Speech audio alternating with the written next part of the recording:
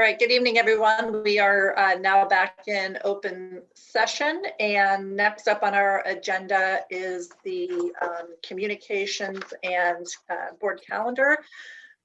As we previously discussed, we are not going to be reading public comments during the Zoom meetings. However, we do receive and read and save comments to the district's correspondence log. So feel free to reach out to us via email, and we will continue to read and respond via email as well. Board calendar. John, is there anything you would like to share with us about that? No, nothing new. I had shared in one of my board messages, but that early dismissal time will still stick as an early dismissal so that teachers in K-6 have an opportunity to work on their progress reports. That was a question the last time around, so I just wanted to clarify that, but nothing else. Okay. Anybody else have anything regarding the calendar? Okay, then reports from superintendent and staff. Dr. Simpson, response to COVID-19. Yeah, just wanted to, again, just kind of do our regular update with the board regarding COVID-19 and just what our response has been. And so I'll give some people a different opportunity to weigh in.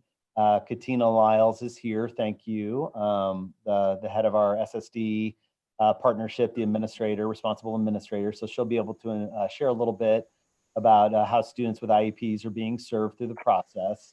What I will say is that, I think things continue to go well overall in the district. It's not without a lot of the challenges. It's not at all perfect when you're trying to service kids who aren't in front of you. It's really, really hard. And I think for some kids, it's a lot harder than others, as well as for some teachers too. We're seeing just the mental health effect on teachers.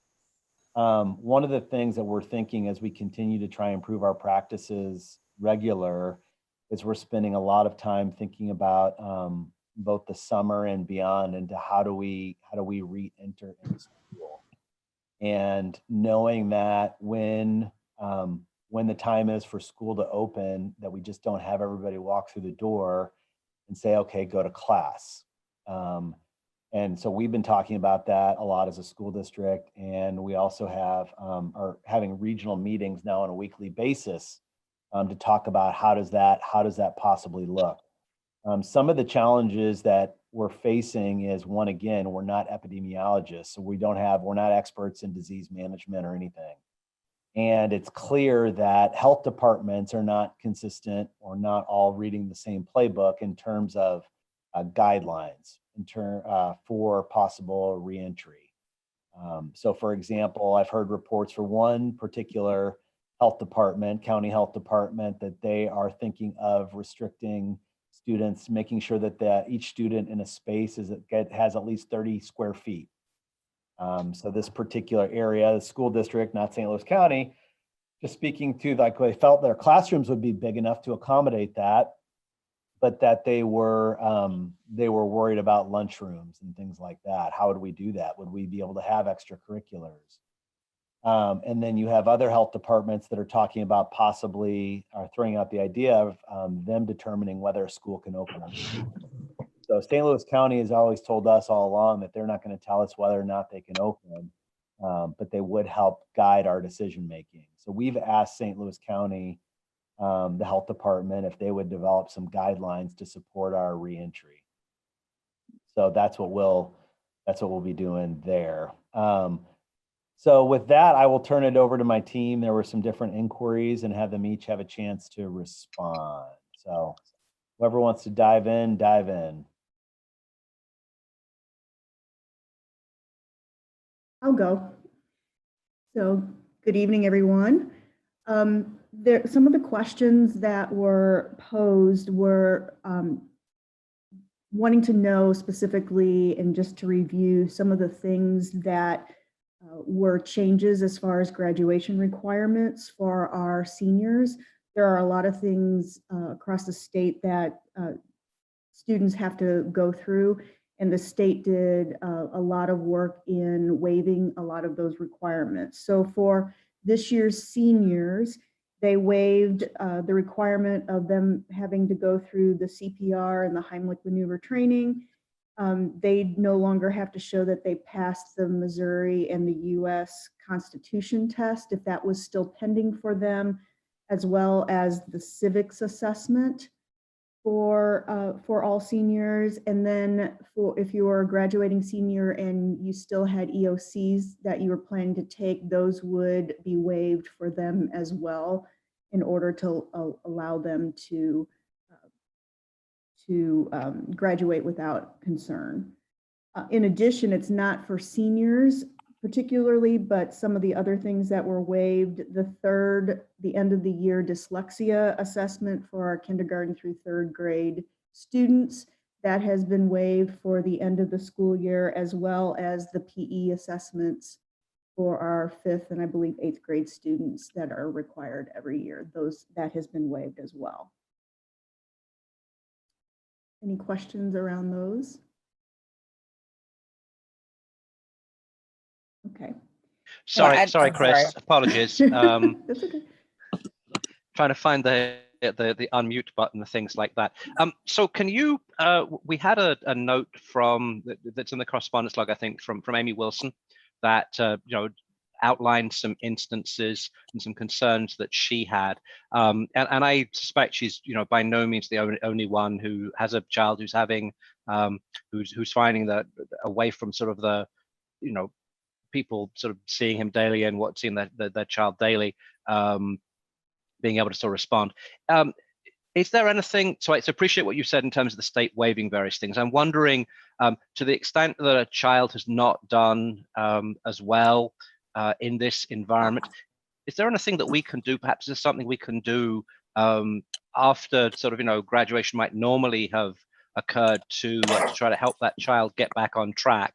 I'm concerned that a child that's, the case that's that is mentioned there, was sort of getting through and was managing to sort of keep levels together and really, and she acknowledges it's her child's, there's a lot of fault for her child is not keeping up with things, but nonetheless, what is there realistically that as a district we can do to try to help in that situation?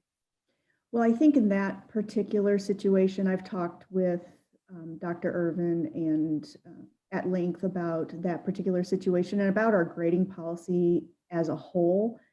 In that particular situation, they have, since that email came out, the staff has worked with that particular family. There might have been. Chris, can I interrupt you? I apologize. Yeah. I just want to make sure that we're all really careful. We're talking about individuals here, and that really shouldn't be discussed in open session. So if you can be as general as possible about what the district is doing, but avoid talking about a specific situation.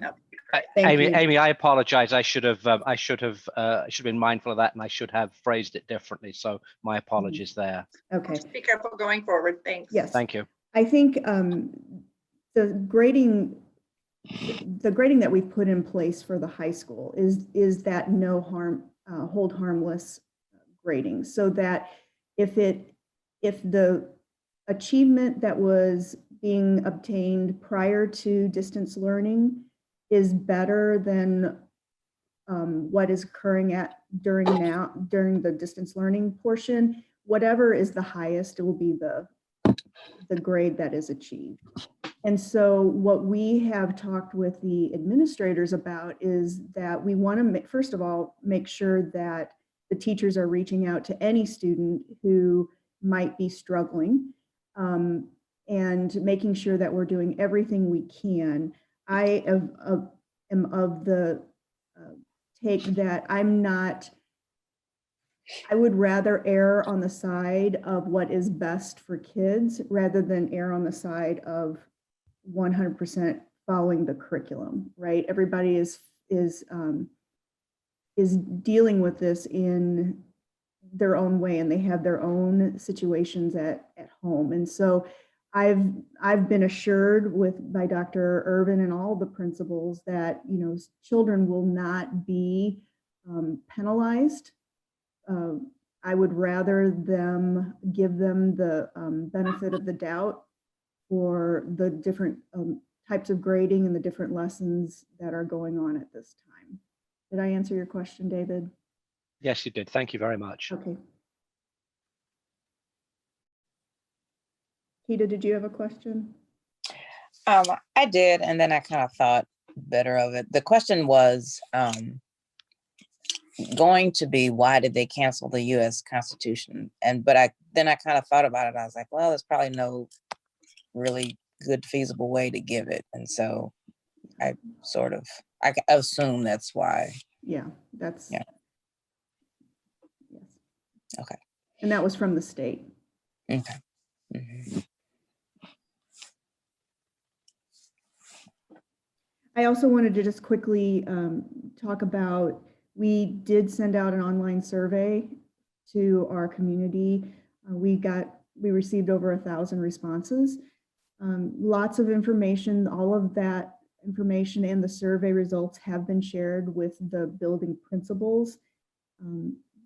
Overall, there were a lot of thanks given to our staff. Just a lot of gratitude. Thank you. We feel supported. There was a mixture of people indicating that this is an overwhelming time, that it's hard to balance if you're working from home and helping your children. And there was a mixture of people requesting more work, people requesting less work, and just different suggestions around how instruction can look. So again, that information has been shared with our administrative staff and to see, and it's also been shared for their specific site so that they can see trends that that might be particular to one school but not another, that those adjustments can be made. Any questions around curriculum or learning?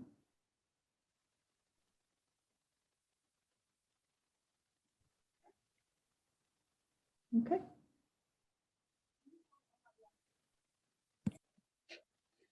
Hi, everyone. I guess I can go. Sandy, I hope everybody's doing well and taking care of yourselves. So just wanted to answer some possible questions or inquiries regarding staffing and hiring. So we are still hiring during this season. Most of our principals are utilizing Zoom and/or phone conversations in order to process with applicants. So we're still getting them in, still screening them and going through a process. So you will see a couple of hires on the board report tonight. I am still following the processes that we would typically follow with regard to checking references, as well as verifying that our new hires, with the new disclosure that we have, the mandate, we are further investigating that and ensuring everything is well with regard to our new staff members that we're hiring, not having any improper or illegal activities or behaviors with children. So we are still going through and following the process as thoroughly and fully as we can. We do go to the office just to make sure that we are receiving the documents via fax or whatever we may need. So we're following that process. We're also kind of tightening up and having more conversations with the different employee groups just to ensure that everybody is working and everything is kind of matriculating through. So for example, aides in some buildings have their own Google Classroom where they have created different strategies or instructional components for students. Some of the aides are assisting other classroom teachers in their instruction, so it just kind of depends upon the school. Our maintenance staff has been working and been kind of in constant rotation with checking our buildings. They have a schedule. Our custodial staff will begin working tomorrow. We have devised a schedule and are working to still develop a schedule for our staff to be able to gain access to the school. Some staff members, the last time they were there, they did not pick up all of their instructional materials. And so, of course, they need access to those. And in addition, there's going to be some professional development opportunities that they would need some materials for.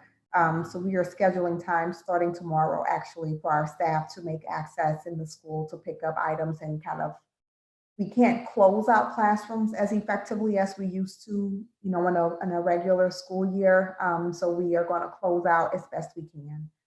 So they will be afforded an opportunity to kind of organize their space, as well as a schedule has been devised for students at some point in the future to be able to access the classroom to pick up their items. We are checking in with people. We have heard about some of our staff members that may be struggling with this time.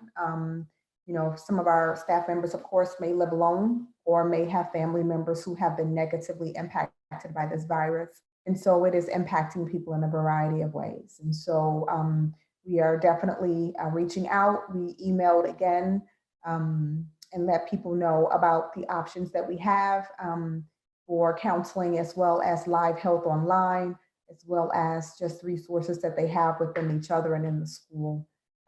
So we were going to continue to do that and work on that daily, just to make sure that everybody's doing well. For the people that have to come back, our custodians, we have communicated with their supervisors and said if someone has a medical condition or is in that high risk category, have them reach out so we can make sure that we're supporting them as well as we go through this time. So it's been very busy. We are asking people to disclose if they are exhibiting symptoms before they actually enter the schools or their location, and providing people with masks as well as gloves as they're processing through the school and picking up their items. So there's kind of a lot going on and matriculating through. And this week as well, we will be working to get all of these support staff employment letters out so they can have those via the electronic system. So we're very grateful for Paycom that we got approved, that allows us to issue all of the letters of employment and contracts electronically. That was great in that we're not having to worry about paper and everybody's receiving their letter of employment and contract in a timely fashion. So are there any questions related to anything that's something that I failed to mention, something that you'd like to hear?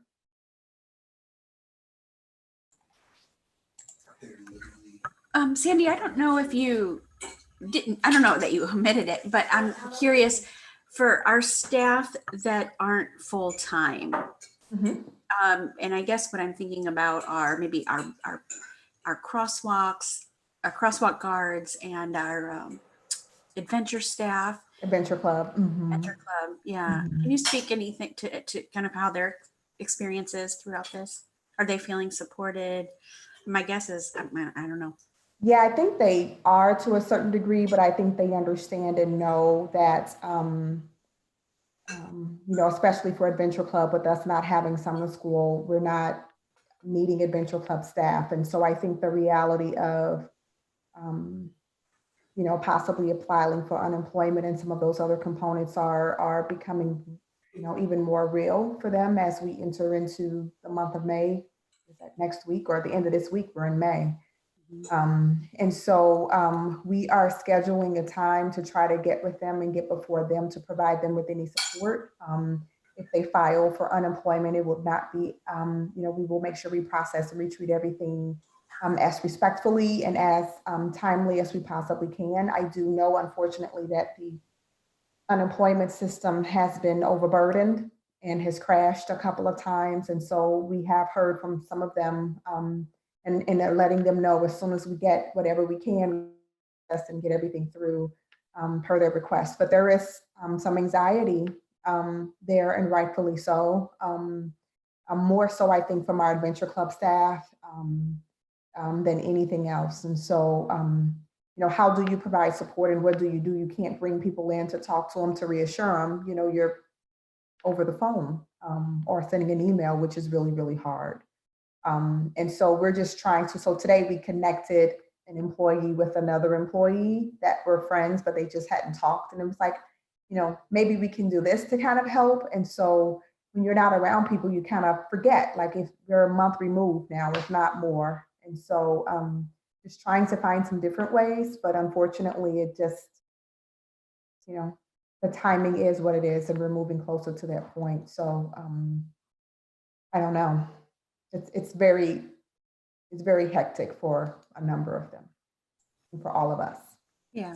Well, they certainly have our support. And thank you, Sandy, for the work. Mm-hmm. Right. Thank you, guys. Thank you so much. Good evening. From the business office side of things, we've been working still to keep our invoices paid, making deposits. Of course, we're running payroll, keeping everyone paid. Sandy mentioned the maintenance department is working, the custodial staff starting back this week. Also wanted to mention too that some of our employees have, stepped up and they're helping us do things that they normally wouldn't do. For instance, we have a maintenance employee, since all the buildings aren't open and all of our shipments can't be delivered to the building. That person has worked with Federal Express and UPS. They're going to pick up those packages for us and bring us to the service center. They also come to the central office and sort our mail by department for us, which is not something someone in the maintenance department would normally do. So we do have instances like that too, where people are stepping up and doing other things out of the normal to help us get through this time right now. I also wanted to share too, I talked about this a little bit last time. There are some savings that we're watching, and we're monitoring the budget because we have some areas we're going to save. We have some areas where we will not have savings. But we're looking at our energy savings. We may save some money with our substitute cost, with our trash pickup, because we've got all those buildings down now to 1 pickup per week instead of 3 or 4. We're going to have some budgets where people haven't spent all of their money. We're going to save money on overtime. We're going to save money on some transportation costs. But then on the revenue side of things, we're watching things like what is going to happen with sales tax. Is that going to come in where we expected it to happen? What's going on with our interest income? Our meals, obviously we don't have students eating every day at the school, so we're not bringing in the revenue that we did for meals. So all of those things too that we are monitoring. So I guess that's all that I had to report on. I don't know if you had any questions for me from the business or operations side of things.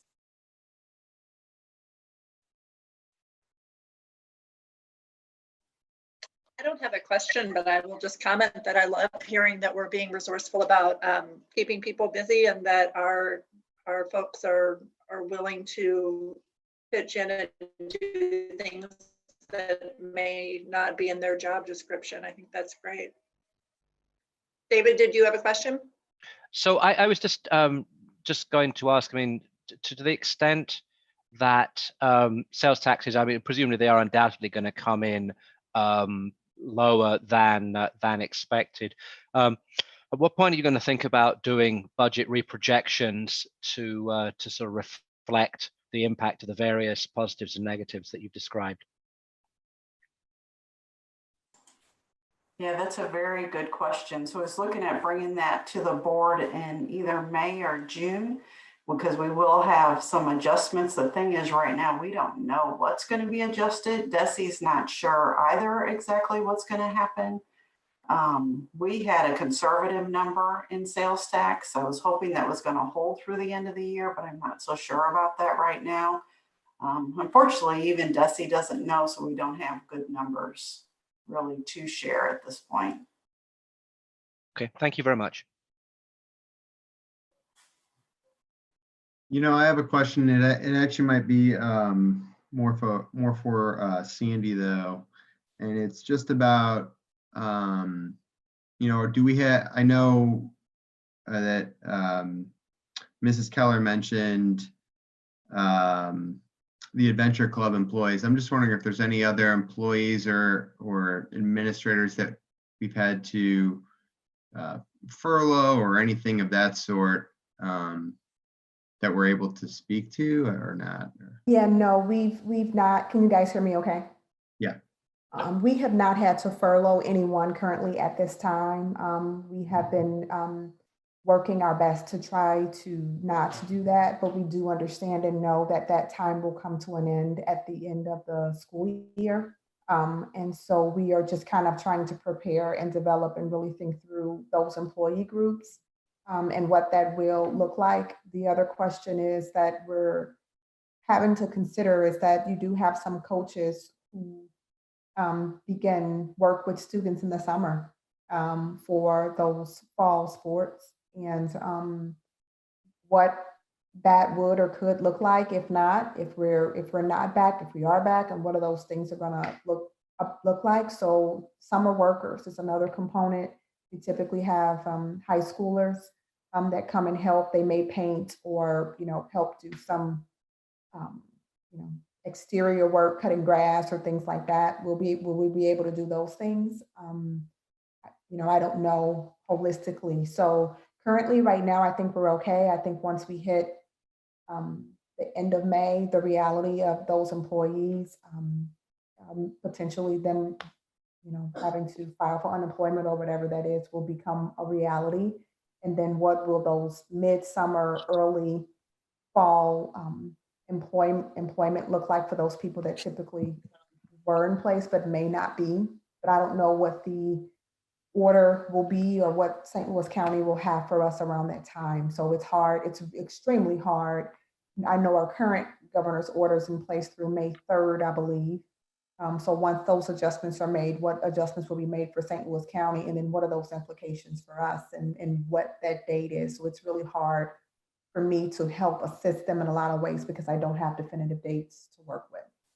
But right now, I think we're okay. It's that end of May, early June that we will have more people negatively impacted. Thank you, Dr. Wiley. Is there, and I know you've probably thought a lot of this through, is there any way to, I hate to use the word repurpose, but I mean, could there be, like, just like you said, some of the maintenance guys are stepping up and doing other stuff.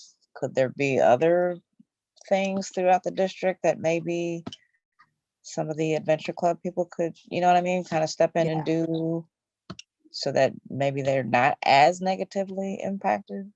Yeah, we can think that through. Marty and I have not had an in-depth conversation with regard to that as of yet. But the part of that problem is that their work primarily is with students. And so when you take the student component away, then all that's kind of left is planning or preparation or et cetera. But you have adventure club managers, you have adventure club assistant managers that could in essence be doing that work. So it's difficult because they're there because children are there. And when you take that out of the equation.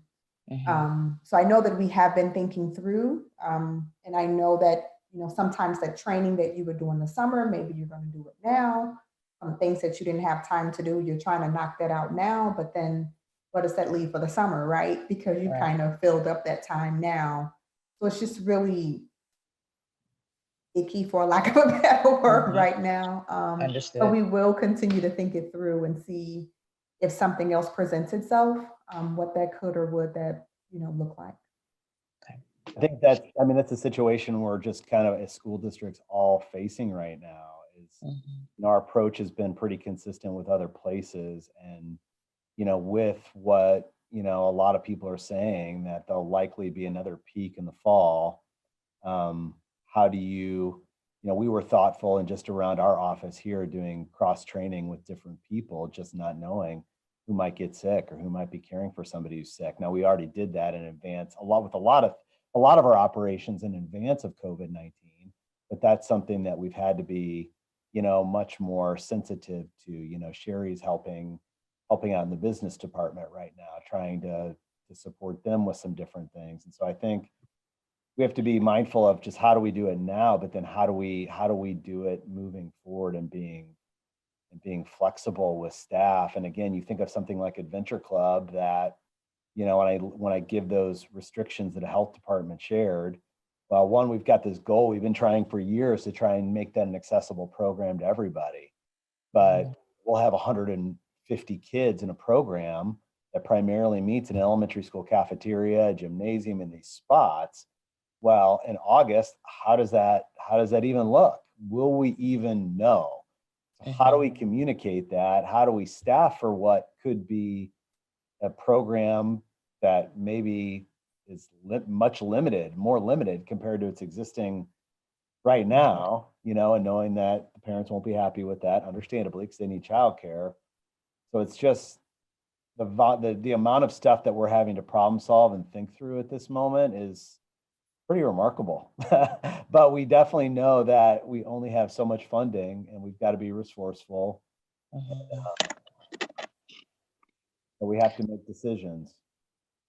Speaking of the second or possible second peak, one of my questions was, are there thoughts for parents, families who may not want their kids to come back to school? Maybe they're still kind of worried, like, will distance learning be available as well as being able to come into the building? Or like, Yeah. I know that's probably a lot, and extra lot. But It's a good question though, Keita, because I have heard from a parent who's a little bit uncomfortable that even if restrictions are lifted, I still want to be comfortable having my child come back. How will you support me? We'll certainly do everything we can to support that child. And, you know, with kind of where things are at the state level now, children have access to our online learning.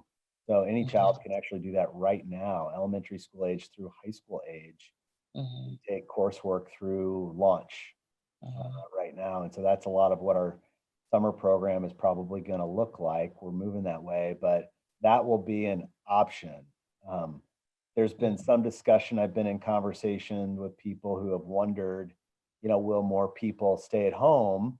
But I think there'll be some people that might be just worried for the safety of their kids. But I've heard from more people who are like, have greater respect for the hard work that teachers do.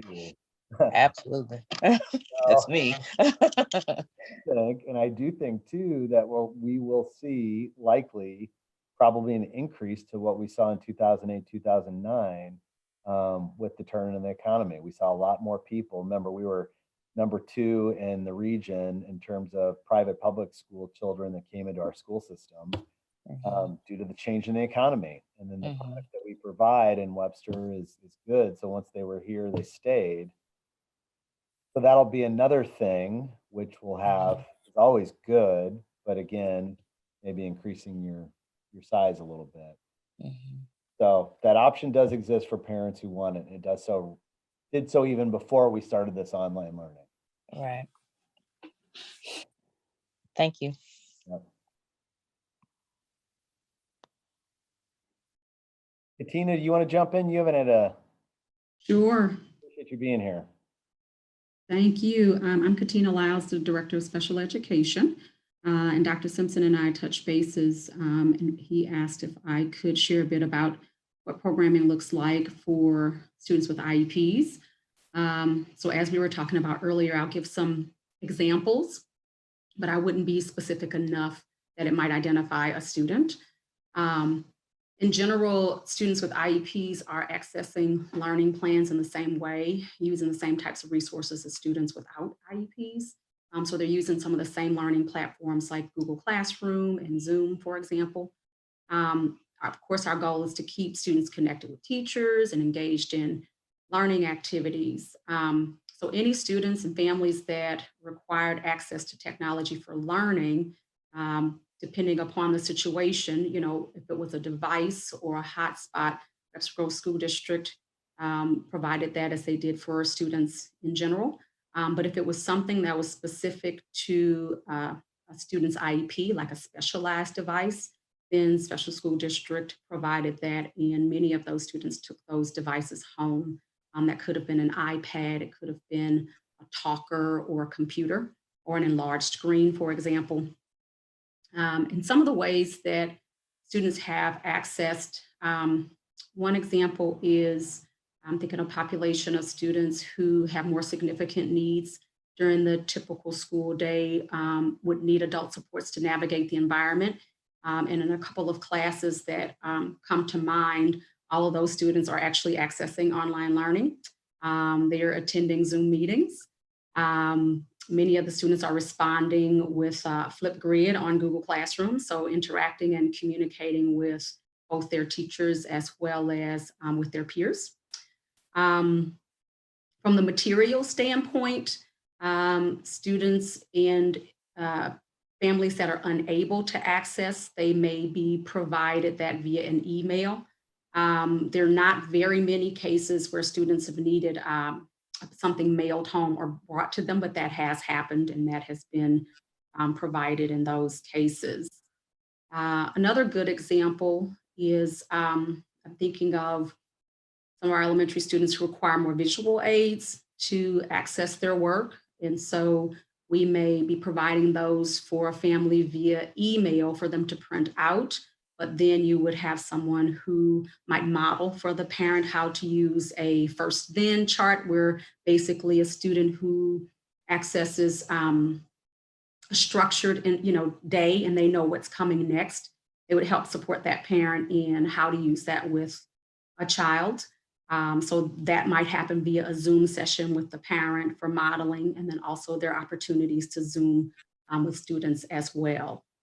I saw a couple people pop up, so I'm wondering if there are probably some specific questions.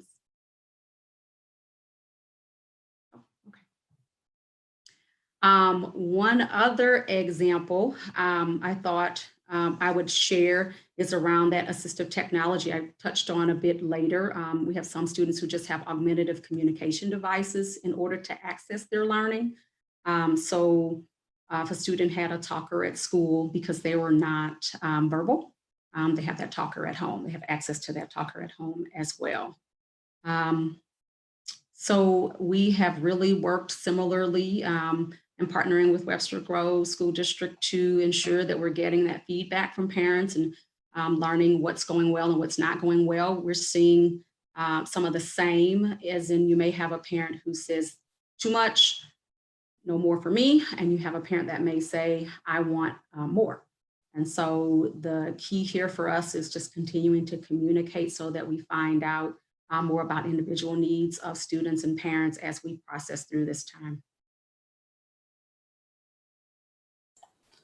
Katina, this is Christine, and I just wanted to say thank you. I know when I was at Fonfon and I helped to prepare undergraduates for special education roles as a career counselor, I noticed that a lot of students who were going into those fields were pretty disciplined and pretty structured. And I know that what they're having to do now is to really express a completely different side, which is flexibility and creativity.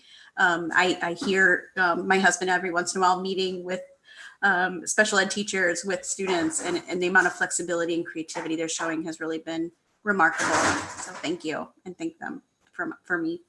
Thank you for that compliment. That is a good description of us. And we have worked to just kind of overcome that piece of, you know what, we are doing this together. And in some instances, we have to say, oh, that didn't work, and then make a change and course correct so that we can do what's needed for our families. Yeah. So I appreciate that. Thank you. Thanks, Katina. I agree. And I also just wanted to share my appreciation for you being on the call tonight. I feel like we don't often get to hear enough about what SSD is doing with Webster. And of course, it's a team effort. So really appreciate you sharing your perspective with us. Thank you. Thank you. Anything else for? Okay. Thank you. Okay, I'll conclude then with this portion of the agenda. I was asked to share a few things about what's going on at the high school in terms of finishing up the school year. So I'll share a couple things that have occurred already and some upcoming things. So many of you are aware that the Parents Club sponsored parades through our various communities where our children reside last week, and Dr. Irvin reports that was really successful. First night they did it, it was just a handful of cars, but it grew and grew. Said it was a lot of fun. They, along with the parade, they asked some of the retiring teachers to participate. And I spoke to one who was a little reluctant to do it in the get-go, but did it and was really appreciative that he did it. So I know it was loud because even though I don't have any seniors that live on my street in my little corner of Webster Groves, I could tell when they were in the area. So by all reports, that went well. Saturday was the annual Shamel Run, and this year they did it virtually, and they had approximately 230 participants join, and they raised approximately $12,000 for that. So that was a success. Senior awards, they're preparing for that event, and they're going to handle that similarly to the way they handled the Top Hat Awards, where they're producing a visual presentation and they'll be able to push out to families to honor those seniors who are being honored. Yearbooks we've done what we need to do on our end for the yearbooks. It's completed. Dr. Irvin says it's going to be a great product, but understandably there's some delays on the production side of things. So when the yearbook company lets us know that those are available, we'll figure out a way to get those to the kids. Senior checkout will be happening shortly. Finals and checkout will be happening the 6th, 7th, and 8th of May. And then the finals for the rest of the students will be the 18th through the 21st. And then the high school is also going to communicate to families about how kids can pick up items that they may have left behind in lockers or in classrooms and so on. And then I think you all are aware of this as well. There are 2 alternate dates that we've set up for graduation to take place at Chaffetz Arena. First choice is June 26th. If that doesn't pan out, then July 24th is the backup for that. And then if for some reason we're not able to be in person for either of those dates, they're looking into a virtual option. Thank you, John. You're welcome. Thanks everybody for that thorough update. I appreciate it. Does anybody have additional questions? All right, hearing none, I'm going to move on to, or actually Pam's going to move on to food service program changes. I'm going to share my screen here. Pam, you sounded kind of robotic there. Still sounding that way? A little bit.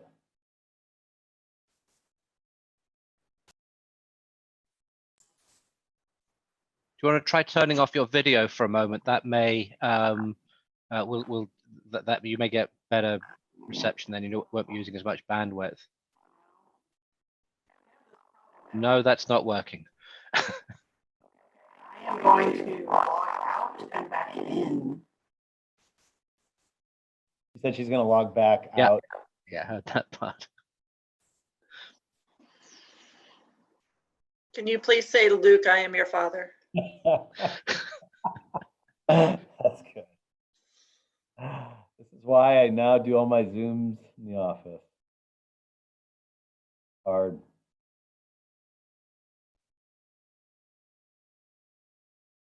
John, is there anything you want to, I don't know, contribute before Pam pops back in and save her some time?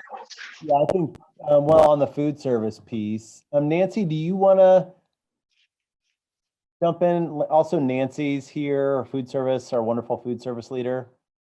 Nancy, can you hear me? Oh. Yeah, she is. Pam's back on too. Pam? Okay, can you hear me now? Better. Yes. Good to go. Okay. Try to share my screen.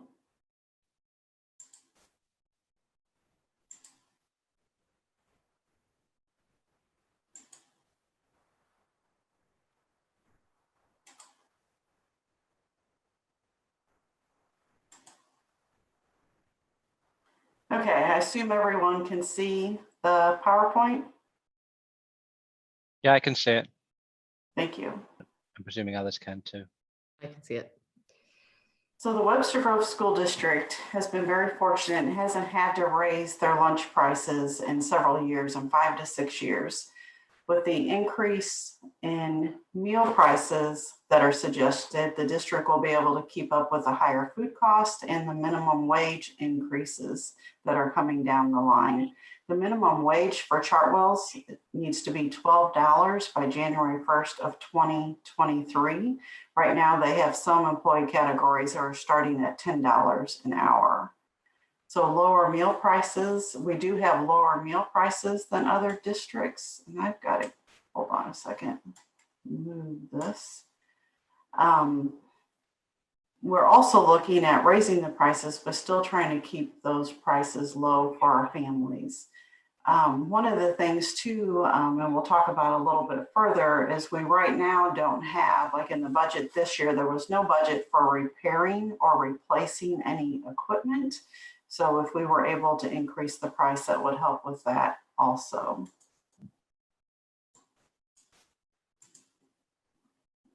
So each year, DESE releases the paid lunch equity tool to help with increasing meal prices. And then it helps so that the meal prices are not too high for the families. The tool looks at the full price lunch sold in October of the previous year. Webster's total full paid lunches in October of 2019 was 18,860. For an average monthly revenue in 2019, it was at $2.75 was 51,315. Just increasing that to $2.85 could increase monthly revenue by $1,866 per month. So here's our current prices. Breakfast is at $1.70, lunch at $2.75. So then the suggested price would be raising breakfast at elementary to $1.75, secondary breakfast to $1.80, elementary lunch to $2.80, secondary lunch to $2.85, and then a tiered pricing, which is a new thing at the high school, to $3.50. So in the high school tiered pricing, the tiered pricing would be available to all students. Items that are made to order would be included in the tiered pricing, and the prices for the tiered pricing would be $3.50. And then the meals would be entered into the SIS system, the same as the same method that meals are entered now.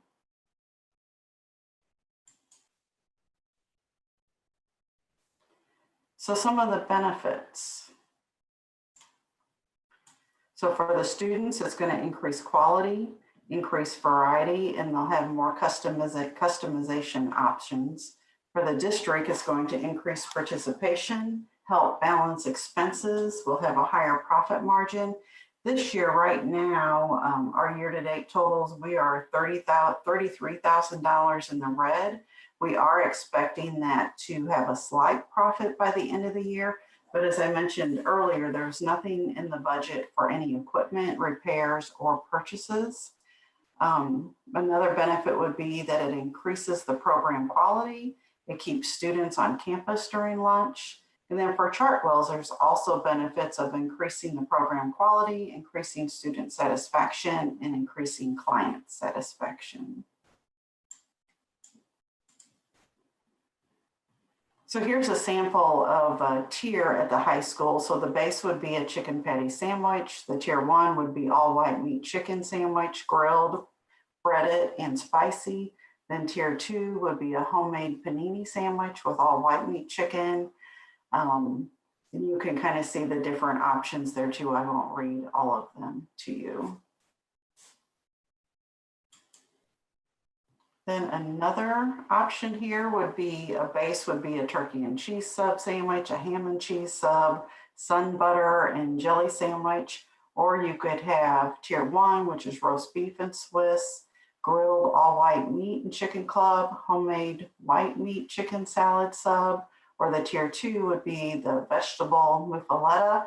And please don't ask me what that is. We'll have to have Nancy explain that. Or a roasted vegetable panini, or turkey and bacon club panini. And another suggestion would be the base would be spaghetti and meatballs with green beans and dinner roll. Tier 1 would be build your own pasta bar with pasta noodles, chicken or meatballs, Alfredo or marinara, fresh roasted or sauteed vegetables, or a Caesar salad and a garlic breadstick. Tier 2 could be an Asian bar with fried rice or lo mein, General Tso's chicken, roasted broccoli and our Asian vegetables, an egg roll, and a fortune cookie. So the tier pricing, Kirkwood started this program and it was very successful. The average daily participation increased by 4.8%, reimbursable meals increased by 24%, and sales increased by $31,587 from the prior year. And then we're just going to give a report here, and Nancy chime in if you want. Nancy's doing an incredible job at the Hudson meal program going on right now. They're currently feeding 200 to 250 students per day. They're rotating between hot and cold options. They're delivering meals to 70 students or 24 families. They have 2 to 3 volunteers that are helping every day, just amazing. The survey shows they've got a total of 308 people signed up, and they're utilizing as much product on hand as possible. So do you have any questions for us?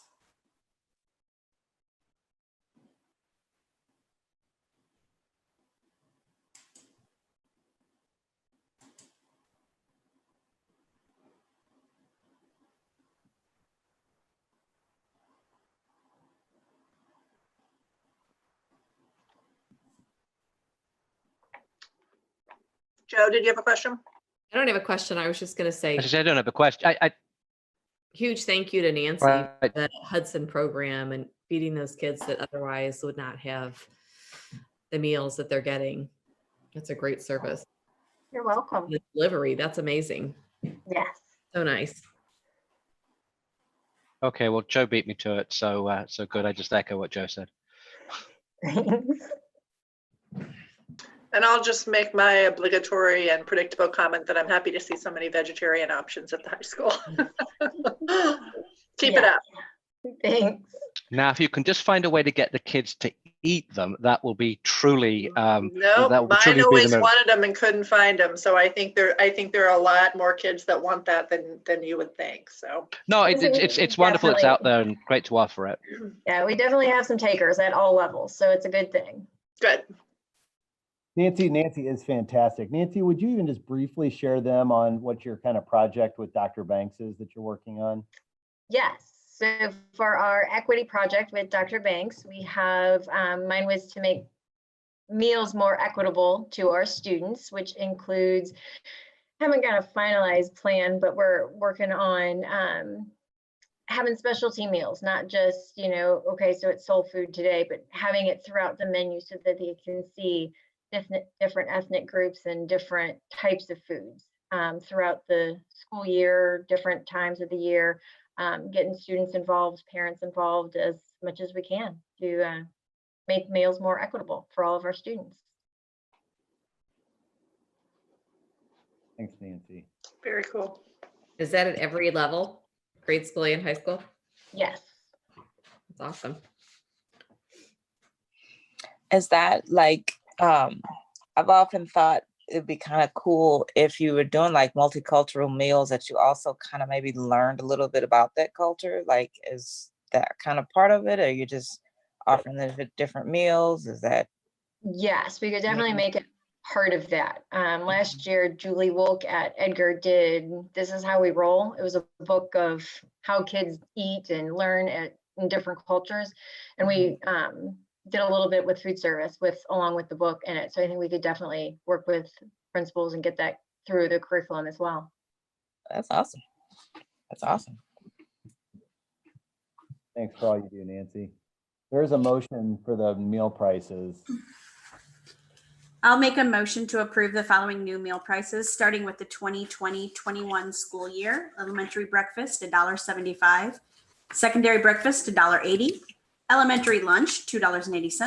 Secondary lunch, $2.85. And tiered pricing at the high school of $3.50. Second. All right, moved and seconded. All those in favor, please say aye. Aye. Aye. Anyone opposed? All right, motion carries 6-0. Thank you, Nancy and Pam and your teams for this update and for all that you're doing. You're welcome. Okay, up next, Pam, I believe you have initial draft budget. Yes. And before we talk about that, if you don't mind, I just wanted to talk a little bit. I know some of you probably heard that the governor announced about a week ago that there was going to be $47.2 million worth of withholdings out of this year's budget on the state level. And I thought we would just talk about that a little bit. One of the things they were going to withhold were money for out of the formula, but it's for a prior year correction. What has happened the last couple of years, growing districts should be estimating their ADA, then they can get paid in that current year on what their ADA actually is. Not all the districts estimated that, so then they didn't get their money till the next year, and it's actually a long process, but because they didn't get their money till the following year, DESE had to do what they call a prior year correction. We did not have a prior year correction in our formula fund, so I don't think that is going to affect us. The other thing, they're decreasing 7% of the transportation funding out of this year's budget, and that also is not going to affect us very much. I think it will not, we're expected to receive more than what we budgeted. The 7% would result in about a $500 reduction for us. As you know, we don't get a lot of transportation funding. So I guess that's one benefit to getting very minimal funding, is that we also have a very minimal reduction. So I just wanted to share that information. And then on another note, I wanted to share too, I know the board and probably the community too has been wondering what Mr. Bruce Ellerman has been up to. And he has been very busy this year working on projects for the district, looking for efficiencies and cost savings. And of course, he's there for me too when it was time to, for instance, look at the administrative salary structure. He was there that he could answer questions for me and then to explain that. But some of the things he's worked on this year, he started earlier in the year doing a cash flow projection and trying to see what we could do with investing some of our funds. And he actually found that it would be better to leave the money where we have most of it anyway, through the Missouri School Investment Program, since interest rates are not, as you know, very high right now, and probably going to be a little bit lower in the future. But he was estimating that if we could try to keep as much money in MOSA as possible, because it's a higher interest than our local bank, throughout the year, we could possibly save $40,000. Another thing he looked at is Medicaid, administrative Medicaid claiming. That's a revenue stream that the district did not have. We're starting that May the 1st, and that should bring in $15,000 to $20,000 in revenue for the district. See, another thing that he looked at was in our transportation funding. We can get additional funding by coding and make sure we're keeping track of our homeless transportation costs and the miles that are driven for homeless transportation. By adding that into the transportation formula, we should get about an additional $3,300. Another thing that he's looked at was our water and sewer invoices. As you know, sewer is based off of the water consumption. And for some of our equipment, let's say our boilers, for instance, the water goes in, it's used, it's evaporated, and it's not going back out through the sewer system. So he analyzed that.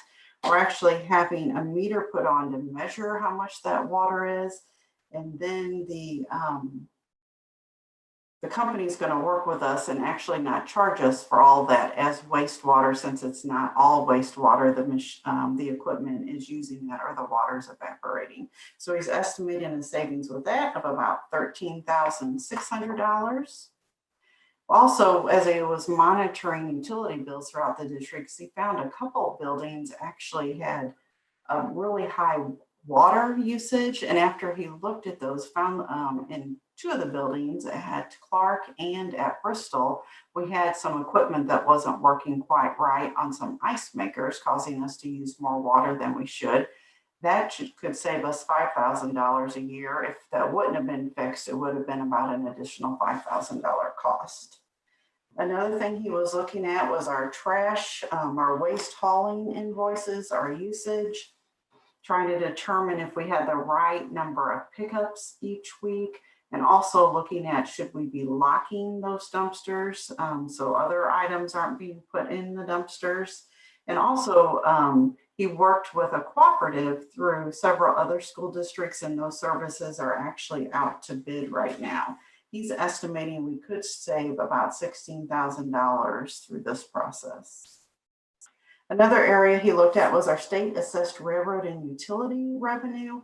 He researched how that is divided between the school districts, and he found that actually we get paid on our September membership, our student membership count, and it's based partially on how we put our pennies and our levy in the different funds.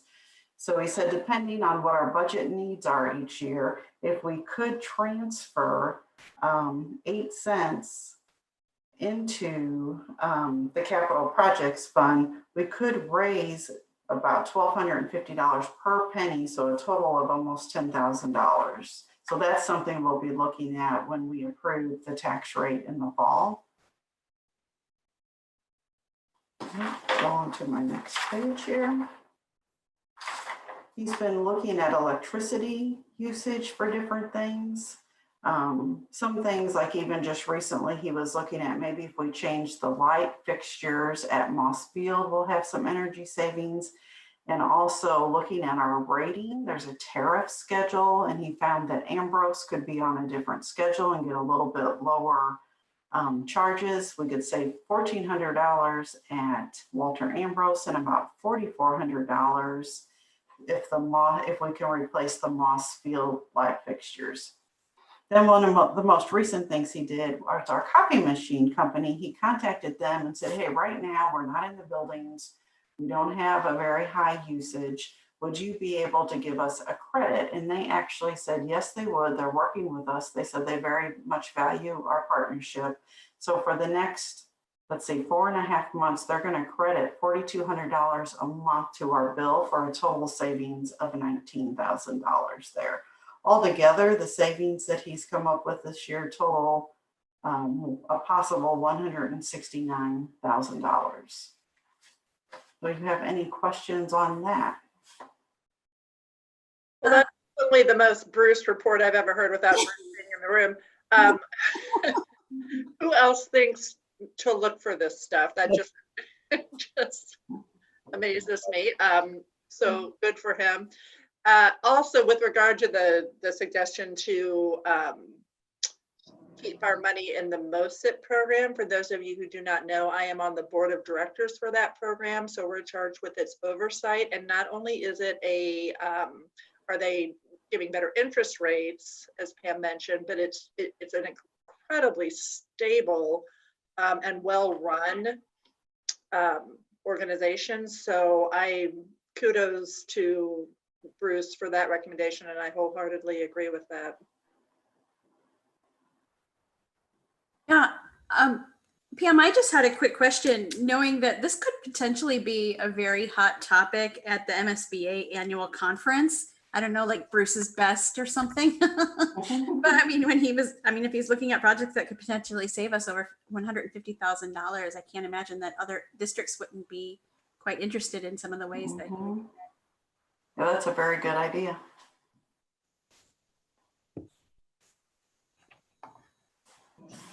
I just would just like to say thank you. I mean, it's great. Thanks for sort of laying out all of those things. I mean, I think again, it shows. I mean, Bruce has found value in everything he's done, and I appreciate that you and John are finding ways to utilize him to continue to save the district money. And frankly, I think also just from a governance or from a fiscal responsibility standpoint, rather, I think it's good again that if at some point Bruce comes back and says, okay, there's nothing more to be found, I think that also sends a message to our taxpayers that looking after their money and being stewards of their money is absolutely something that that you, John, and the board take very, very seriously. So thank you very much. Okay, we're ready to move on to the preliminary budget. Let me see if I can share my screen again.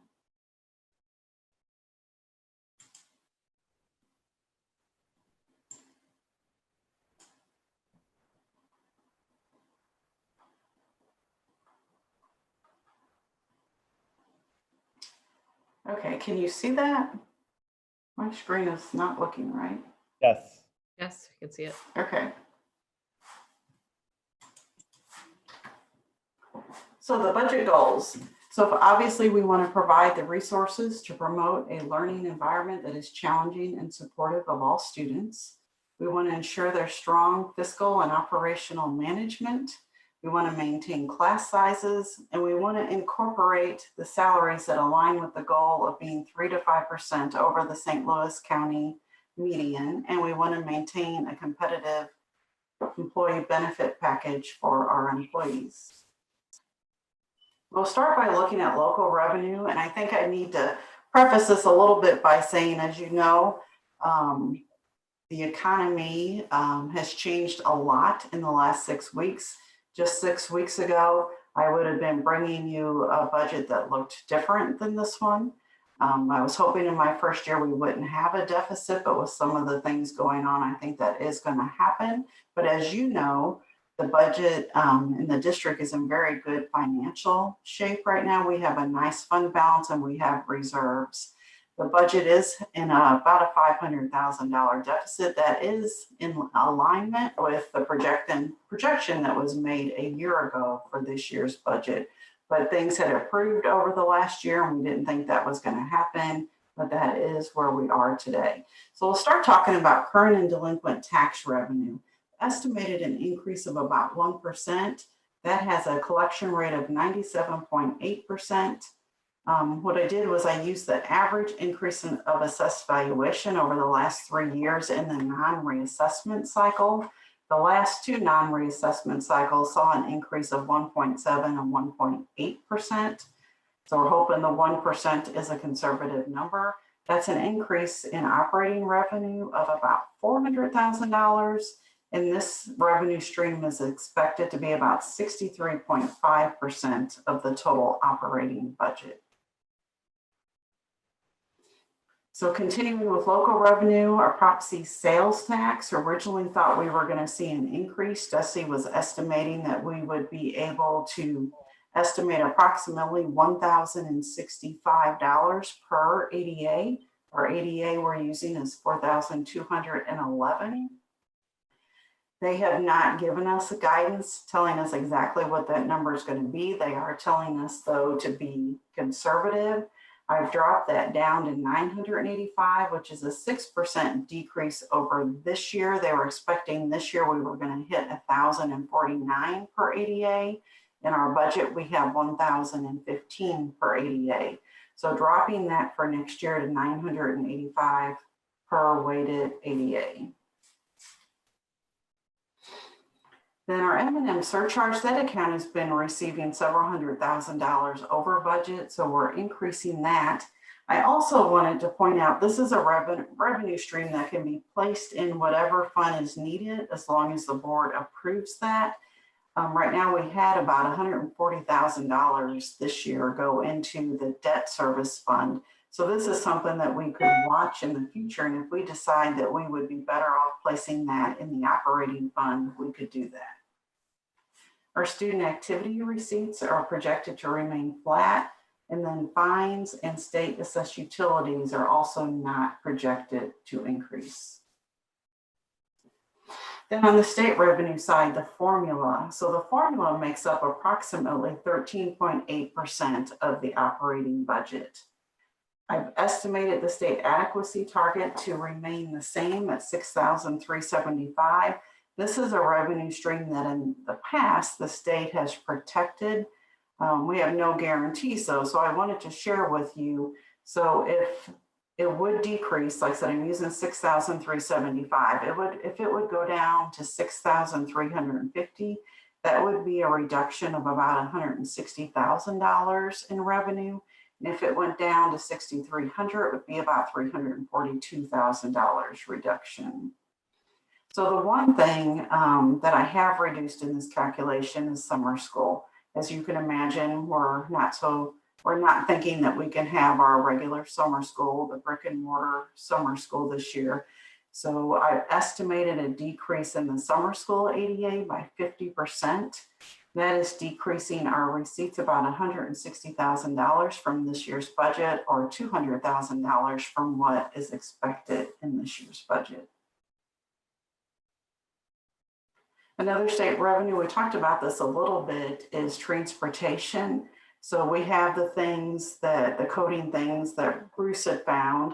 And then I'd also like to change some coding for our trips that we do too, and that should bring another $1,000 to $2,000 in transportation revenue.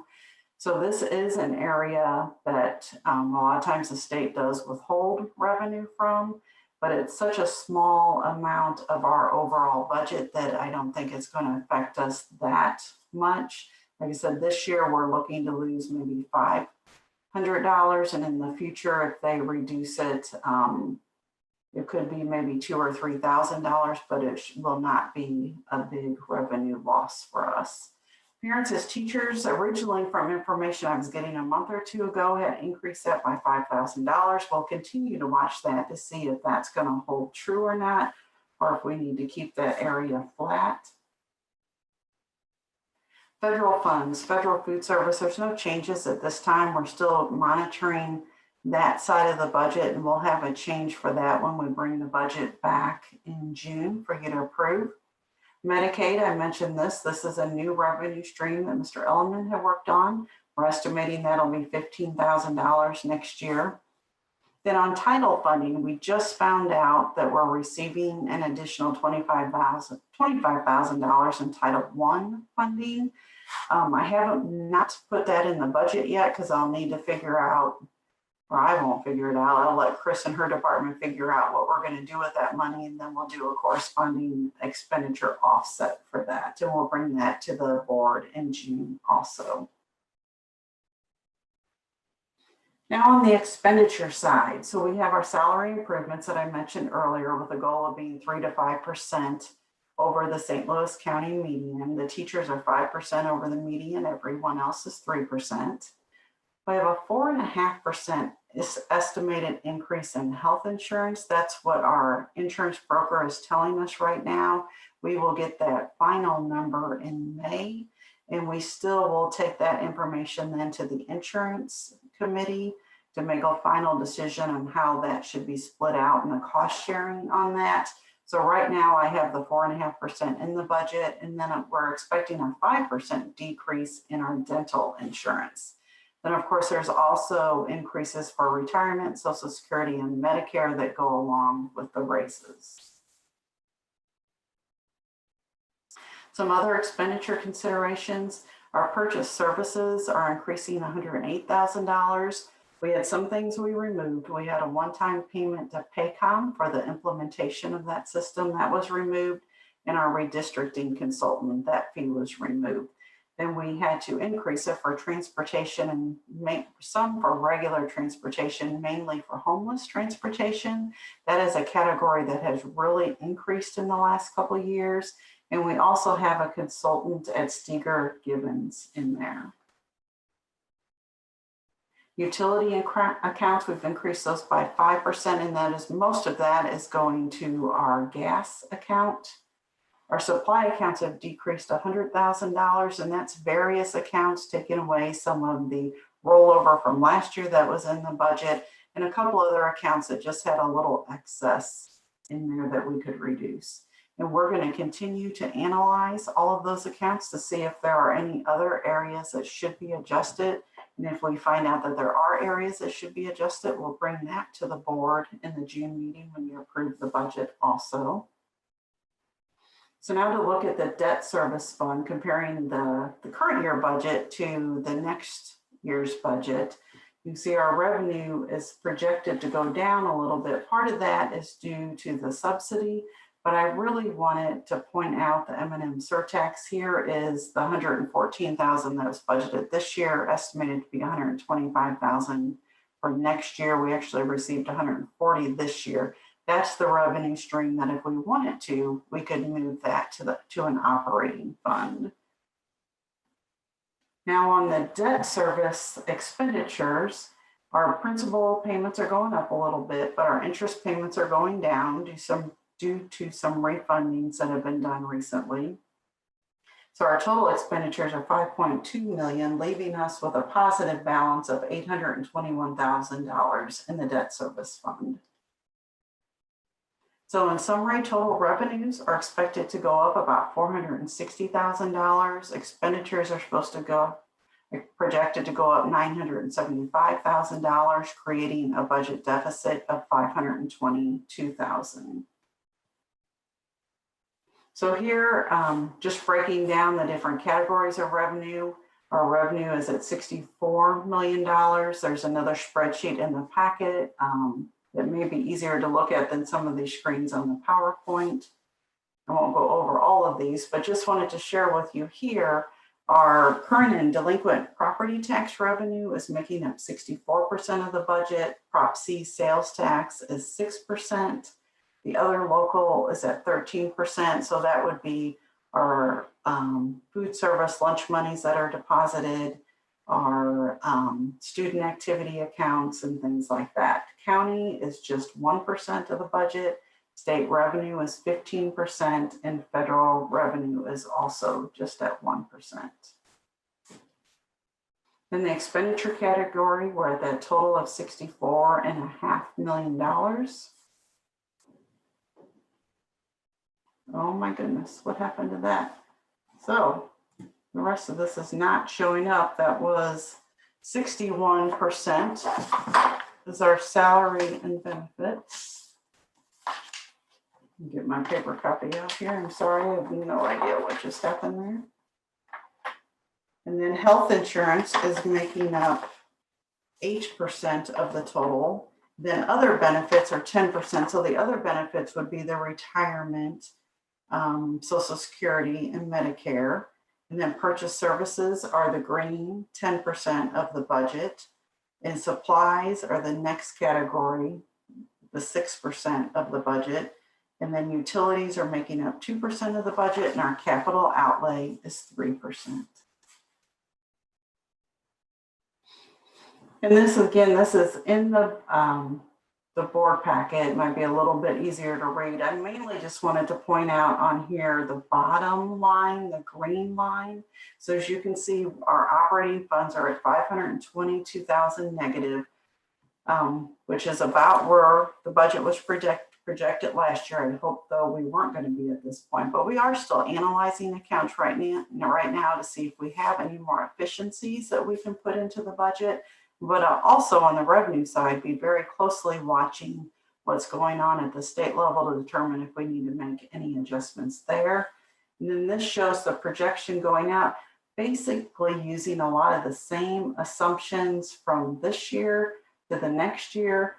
Prop C, I have a 0% increase in sales tax. Current and delinquent taxes, I have it going up a little bit higher at 1.5% because it's a reassessment year, but that may not happen. It may go down depending on what happens with the economy and how long we stay in this downturn. But as you can see, the projections show that then we'll have $1 million deficit, and then the next year about 1.6 million. And here I just wanted to share, DESE calculates the fund balance just based on the general fund and the teacher's fund. We ended the 2018-19 year at a 52.18% fund balance. The budget this year, if we would receive the exact amount of revenue that's budgeted and spend the exact amount of expenditures that's budgeted, we would end up with a fund balance of 50.08%. Obviously, that's most likely not going to happen. We're going to have expenditures that are not spent, and it does look like our revenue is going to come in over budget, so that fund balance should go up and be closer to the 52% where we were at last year. And then the forecast for 2021, and again, that is just an estimate right now, but it shows it dropping down just slightly from the previous year. So, what questions do you have for me?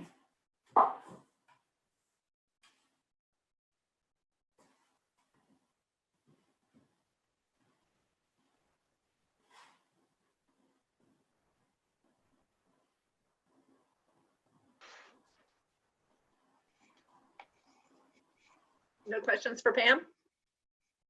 I was going to say I don't have any I don't have any questions, but again, I just want to thank you for the again a very complete presentation in terms of where things are going. Obviously, it is a time of flux, and we look.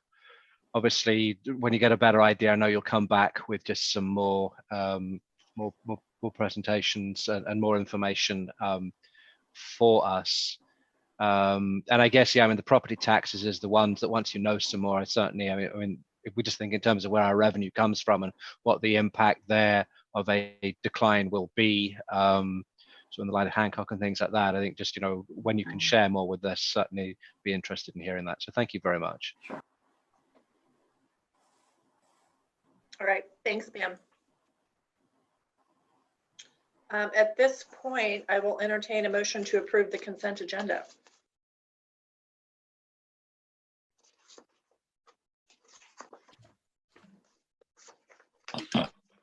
I make a motion that we approve consent agenda items 5.02, 5.03, 5.04, 5.05, 5.06, 5.07, 5.08, 5.09, 5.10, 5.11, 5.12. Second. Right, I think I heard a motion and a second from Keita. All those in favor, aye. I think the second That was was- from Joe. Yeah, that was Joe. Wait, from Joe. All those in favor say aye. Aye. Aye. Anyone opposed? Right, that motion carries 6-0. Rather than a motion to adjourn, I would entertain a motion to reconvene into executive session for the reasons previously stated. So moved. Second. Thank you. Roll call, please, Sherry. Ms. Clendenin, Yes. Mr. Addison, Yes. Mrs. Dahl, Yes. Ms. Keller, Yes. Ms. Quinn, Yes. Mr. Khan. Yes. All right, thank you. We are now in exec. We'll wait until the video stops. You make a motion, we adjourn. Excuse me. Bless you. I second. All right, all those in favor, aye. Aye. Anyone opposed? All right, thanks you all. Have a great week. We'll talk soon. Stay safe. Night. Thanks. Okay. Good night.